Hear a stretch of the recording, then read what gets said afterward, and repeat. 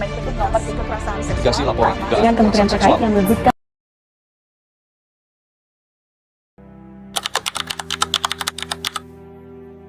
kampus yang katanya tempat teraman dan nyaman untuk mencari ilmu ini nyatanya membawa trauma untuk korban pelecehan di lingkup kampus.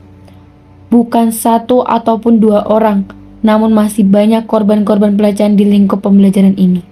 Kali ini, kelompok kami akan bertanya, bagaimana perasaan dari sudut pandang korban pelecehan seksual? Ya kita tuh kayak ngadepin ke tempat gelap gitu, terus habis itu kursi aku yang sebenarnya nggak sedekat itu sama dia itu jadi makin digeser buat makin dekat gitu. Nah sampai pada akhirnya itu mulailah kayak nempel gitu. Itu nempelnya bukan sekedar kayak ini antara pundak ke pundak, tapi lebih ke kepala dia tuh benar-benar ke ini bagian area dada. Nah itu udah coba aku halangin apa segala macam. Tapi yang lebih parah lagi, tangan dia itu udah mulai main, tangan dia tuh main di bawah dan sampai bahkan spontan, aku nggak tahu itu pertanyaan spontan apa gimana, tapi dia nanyain posisi gimana ya ngomongnya, posisi lu gawe kewanitaan itu di mana gitu.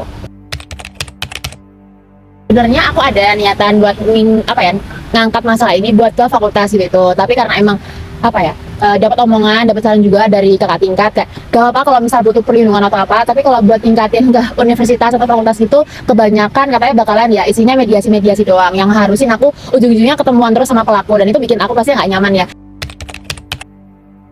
Terus kalau misal buat korban ya semoga derajatnya perempuan ini bisa lebih tinggi di mata laki-laki, sehingga buat pelecehan itu minimalisir banget lebih korban ke depannya, sama buat badan yang menaungi semoga lebih bagus aja sih kerjanya ke depannya, karena emang dari sepengetahuan aku yang aku dapetin dari korban-korban sebelumnya itu prosesnya itu susah dan lama gitu.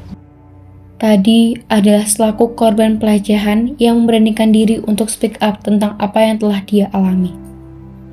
Selanjutnya, kita akan beralih ke pihak kampus dan juga organisasi mahasiswa. Apa yang sudah mereka lakukan untuk mencegah pelecehan terjadi? Jadi selama aku menjadi staf di DPM kurang lebih 2 tahun ini, kita itu menampung aspirasi dari mahasiswa untuk kemudian kita tindak lanjuti dulu gitu ya.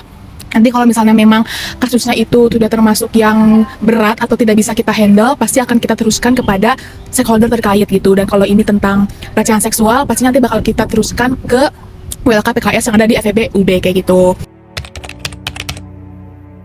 Selama aku ada di DPM, belum ada laporan tentang sexual harassment, baik itu via WhatsApp gitu ya, atau misalnya lewat penjaringan secara langsung, itu belum masuk gitu ke DPM.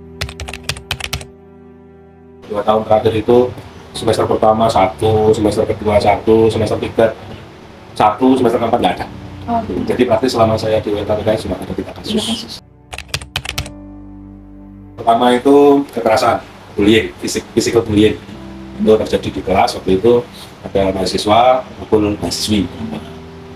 Yang pertama, yang kedua itu seksual bullying, jadi bullying verbal tapi kontennya sexuality.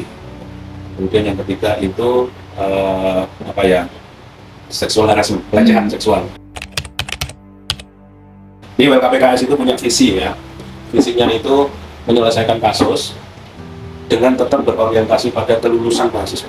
Jangan sampai kasus yang terjadi itu membuat mahasiswa FEB UB itu gagal lulus.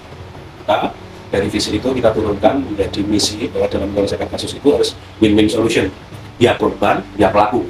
Jadi harus ditangani dua-duanya. Khususnya di korban memang ya, tapi pelaku itu juga kadang mereka itu punya background kenapa dia melakukan. Jadi kita telusuri semuanya. Pihak kampus dan Ormawa sudah berusaha untuk mencegah pelecehan. Namun, apakah pelaku bisa sadar? Jangan jadi penjahat. Untuk semua korban, diamu bukanlah emas, suaramu itu berlian. Ayo kita lawan. Jangan takut untuk bersuara.